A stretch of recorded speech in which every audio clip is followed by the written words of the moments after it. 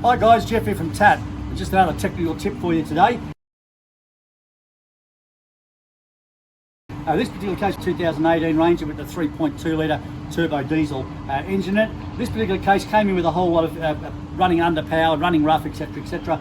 They were able to take a fuel sample and saw that there was water and sludge in the fuel, so that was a full strip down and getting it all done. Once it was back up and running and repaired, new injectors, cleaning up everything, new head, high pressure pump, etc on it. And again, once it was all finished, make sure we check our data, make sure that everything is working well. One particular problem that still was evident on that particular vehicle was the temperature. The rail temperature wasn't right, and again, it was contaminated and needed to be replaced. So this was a case study, and thanks to James Isles from Autoco Mechanical and Auto Electrical in Mitchell, ACT, for providing this particular case study. But again, with the common rail diesels, very, very important that fuel quality is 100%. So if you get a car come in and you've got it suspect, take a fuel sample, make sure that you're starting with good fuel to start with.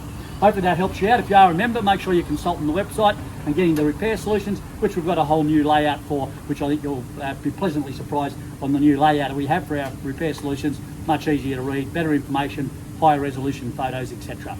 See you next time.